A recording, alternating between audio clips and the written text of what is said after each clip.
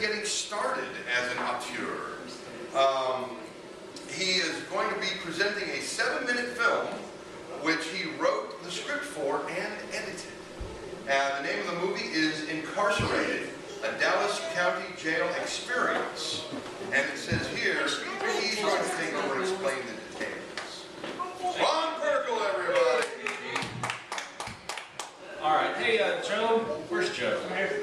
Joe, can you do me a favor and set up input 5 on here while I'm working? Okay, the deal was that as some of you guys know, I actually built or helped build the website for our department last year. And we did a lot of nifty things with video, and they came to me and said, you know what, we want to tell the public what happens when you get arrested. And we would like for you to get together with our production team, our video services team, and make it happen. And they gave us 3 weeks. They said we want it done in 3 weeks. So me and about 3 or 4 other people, we got together, decided what we'd do, and what we're going to do is we're going to take you through exactly what happens when you get arrested, all the way through to the point of when you get released. Not exactly, but gives you a pretty good idea. This will answer the question of what happens when I go to jail. So let's see if I can get this all.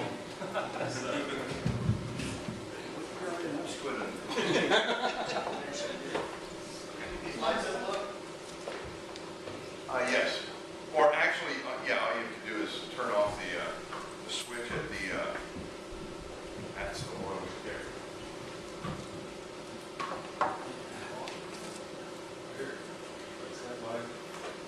You got it.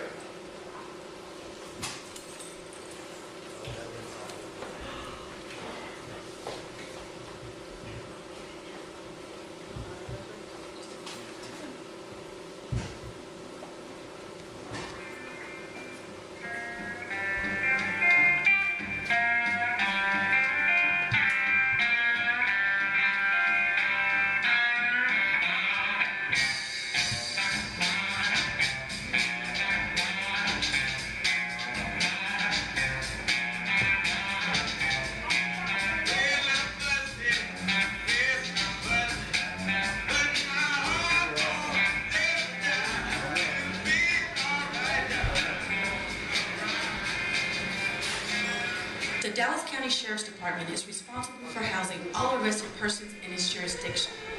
2.4 million people live in Dallas County and has 5 detention facilities to house its offenders. The average number of incarcerated varies daily and is presently above 7,000 inmates, which is a larger population than some of the county's suburban areas and surrounding cities. Today we follow an arrested person as he navigates the processes of the Dallas County jail system. The first step is to begin booking, which identifies a person who has been charged with a crime. It is during this step he is officially entered into the system.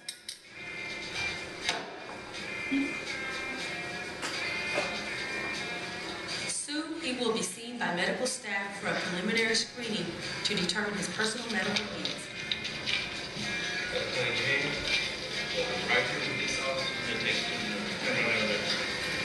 The Dallas County Commissioner's Court placed the responsibility for the health of the Dallas County jail inmates on Parkland in March 2006.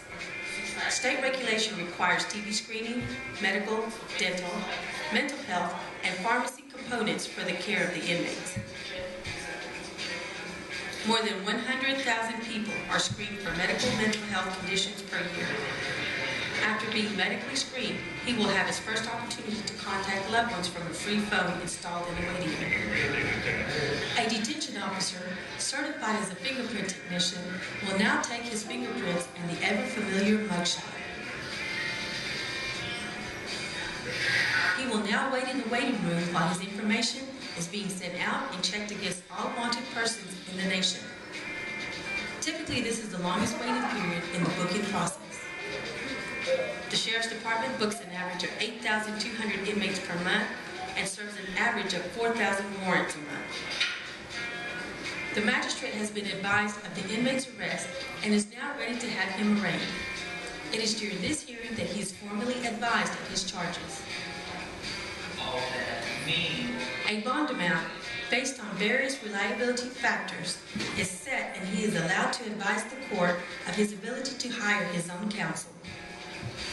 In this case, he is unable to pay his bail, and he is now being processed the rest of the way through to a more permanent housing location. He is tested for additional communicable diseases and dressed out in his inmate jumper. Classification determines the most suitable detention facility that the inmate will be assigned to based on various factors such as medical and mental health needs, criminal history, and tendency for violent or aggressive behavior. Usually, most inmates are taken directly to their assigned location. In this case, he has advised medical staff that he is a diabetic and will therefore first be seen by a doctor to provide a more thorough exam and prescribe any medication he should be taking while in jail. Once the doctor has completed his assessment, the inmate continues to his assigned bunk.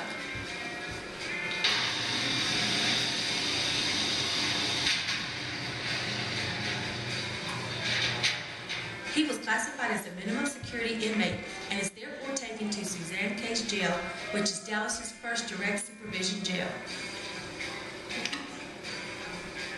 One officer sits inside the pod with up to 64 inmates and is responsible for maintaining order and providing them with their day-to-day needs. Each inmate has access to commissary, which offers additional food and supplies not issued by the county.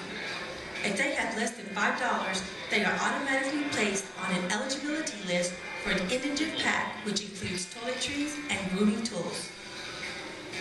Today, the inmate has received a visitor. His court-appointed lawyer is here to see him. Inmates are authorized visitation not only from attorneys, but also a limit of 5 other people that they specifically identify. Each jail facility has a law library available for detainees desiring to research and study their case. Indigent inmates are also provided with supplies which include paper, pencil, and stamped envelope for correspondence. Detainees are provided rehabilitative, religious, and educational programs.